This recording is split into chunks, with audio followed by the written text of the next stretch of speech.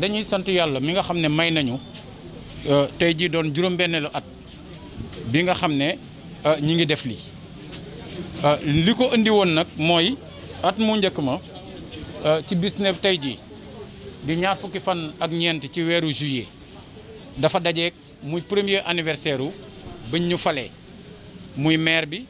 muy conseiller yi fi nekk muy waa bureau bi ñu ni kon anniversaire boobu nu ñu koy defee ñu ni dañuy delloo njukkal askan wi ñu dénkoon kàddoom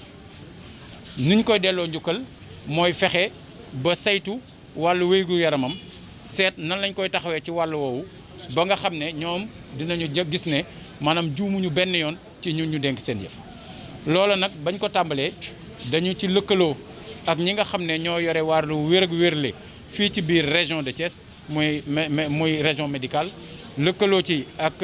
district sanitaire bi waaye lëkkaloo ci tamit ak ñi nga xam ne ñooy université boobaak léegi nag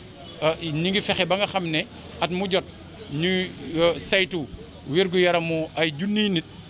fexe ba faj leen tamit waaye fexe tamit ba séddalee ay garab ci biir loolu nag daf ci am fondation Sonatel mooy ki nga xam ne moo ci gën a taxaw suñu wet mooy ki nga xam ne moo ci gën a jàppale loola nag bu amee ba ren jii ren mu daje ak mbas mii nga xam ne ba mu tàmbalee ak léegi ñu ngi ciy def suñu kemtalay kattan ngir loola dafa bokk ci li nu war ndax ñun dañoo gëm ne suñu xeex ak Covid-19 du am match nul moom du am te ñun dañoo fas yéene gagné pour ñu gagné nag dafa am matukaay yu ñu war a jël matukaay yooyu yu ci bëri ministre bi wax na ko fi léegi bokk na ci mesure barrière yooyu ñu fexe ba masque yi nga xam ne mënu noo ñàkk ñu di leen sol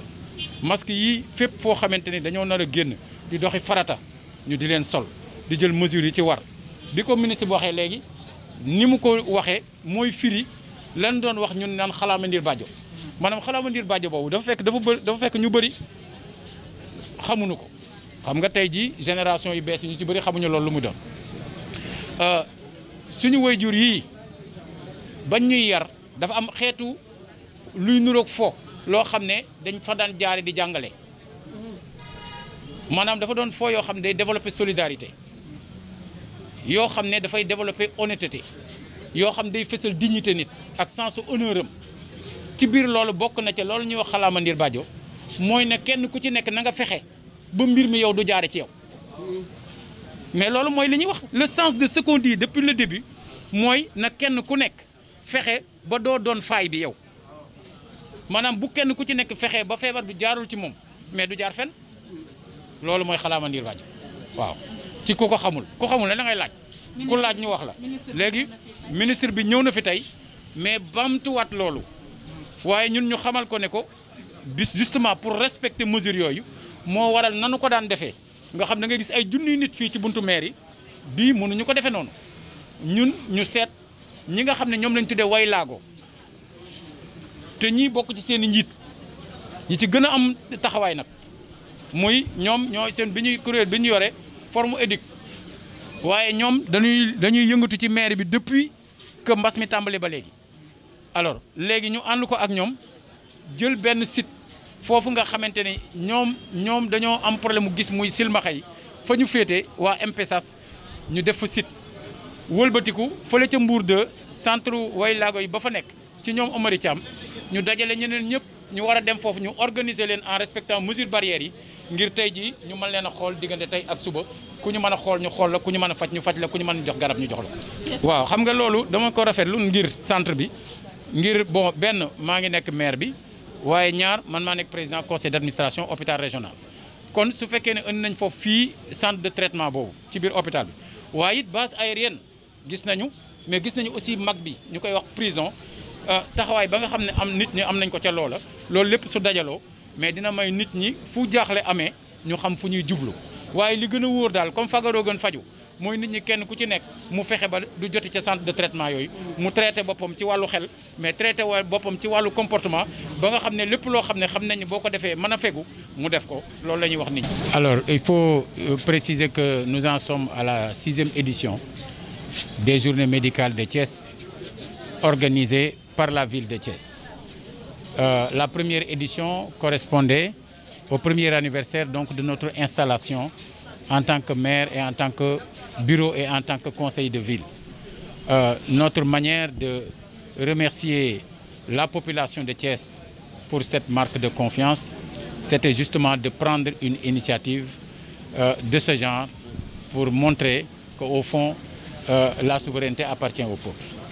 Alors, depuis donc 6 années, nous avons la chance, disons, de poursuivre cette initiative au grand bénéfice des populations. Entre 2 éditions, nous avons aussi d'autres initiatives que nous mettons en œuvre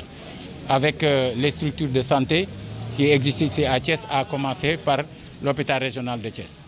Mais nous travaillons aussi avec les autres hôpitaux, y compris privés, qui existent ici dans la ville. Mais je dois préciser que notre principal partenaire est la Fondation Sonatel, qui vraiment depuis 6 années ne ménage aucun effort pour la réussite de ces JMT. Je tiens donc à les en remercier au nom de l'ensemble de la ville. À remercier également l'ensemble aussi de nos partenaires qui, à chaque édition, vraiment sont à nos côtés. D'abord du point de vue de la réflexion, mais également du point de vue de tous les actes qui sont posés pour mettre à l'aise les citoyens qui sont impliqués, disons, dans le cadre de ces journées médicales. Pour cette année particulièrement, compte tenu du contexte de pandémie que vous connaissez, que nous connaissons tous, nous avons choisi de cibler les personnes vivant avec un handicap dans la ville de Thiès. Nous avons les déficients visuels qui sont organisés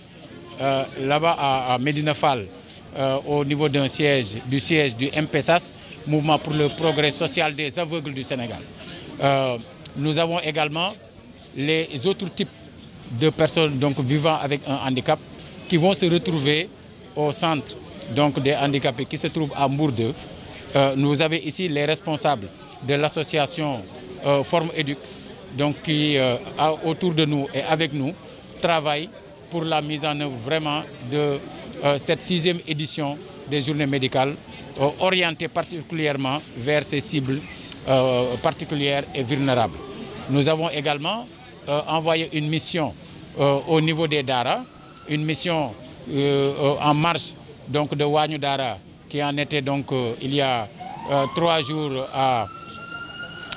99 jours. Cette mission devait recenser dans les Dara les talibés qui avaient des problèmes de santé et au cours de ces 2 journées, les talibés identifiés seront donc traités, pris en charge et aux besoins référés au niveau des établissements de santé capables de les prendre en charge. Il y aura toutes les spécialités comme à chaque année. Bon, vous savez, dans le cadre de la collaboration que nous avons avec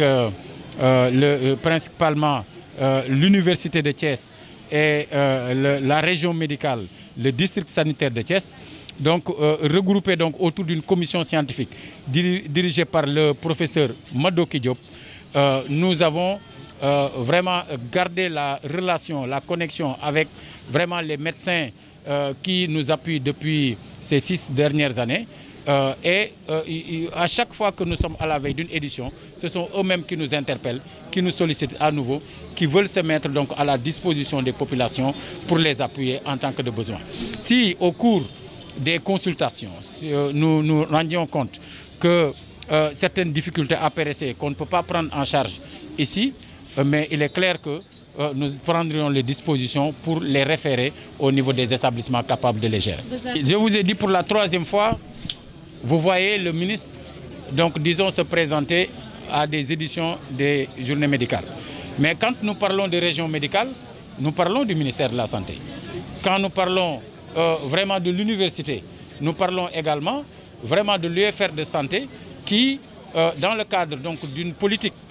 vraiment du gouvernement sénégalais, est en train de travailler dans le cadre de la recherche et dans le cadre aussi de la mise à la disposition des populations de toutes les possibilités qui existent à l'heure actuelle dans le cadre de nos universités. Nous avons, je dois y insister, une relation particulière avec l'université de Thiès parce que notre conviction profonde est que à la base de tout, il doit y avoir le savoir, il doit y avoir la connaissance. Et la ville de Thiès est très connectée avec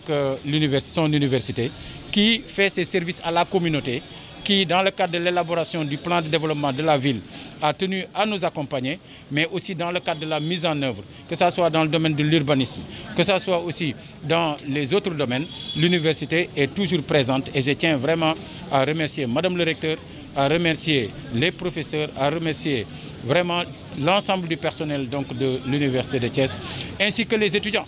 Parce qu'il faut le dire, au cours de cette crise que nous sommes en train de traverser, les étudiants des 6 universités du Sénégal, qui sont thiessois, se sont mobilisés à nos côtés, avec les éclaireurs, pour véritablement donner ce cachet de jeunesse qui ne peut pas manquer dans une initiative communautaire. Maintenant, à côté d'eux, il y avait les Serigne Dara comme Arona Bachirba, les Yayu Dara comme Adi Aramsek, les Badianogor comme Madame Fatou Badiane, mais on a les chefs religieux comme Baye Cheikh Sek ici présents. On a aussi les Baïfal comme Serigne Allah ici présents. Mais nous avons cette mobilisation communautaire qui peut nous permettre véritablement de faire face, disons, à cette pandémie et j'espère que nous gagnerons. Oui, d'abord, au-delà d'être maire de la ville de Thiès, je suis président du conseil d'administration de l'hôpital régional de Thiès. Et aujourd'hui, nous avons bien sûr ce centre de traitement, mais nous avons également la base aérienne, donc qui sert donc de centre. C'est un grand centre. Vous savez qu'il y a eu des problèmes au niveau de la maison d'arrêt et de correction, donc qu'on appelle communément la prison. Il y a eu vraiment des cas et je dois remercier vraiment le personnel de santé qui a fait un excellent travail puisque jusqu'ici, malgré ces agressions qui nous sont venues quand même d'ailleurs, nous réussissons à contenir plus ou moins la maladie. Bon, Ouagnou Dara nous y a beaucoup aidé. Bon, j'espère maintenant que cette suspension qui correspond à une période de vacances, comme on le dit pour les Dara, voilà, que j'espère que cette suspension ne sera pas aussi une faille dans ce que nous sommes en train de faire. Mais de toute façon, nous sommes vigilants et nous prendrions les dispositions nécessaires s'il s'avérait qu'il faille donc prendre ces dispositions-là.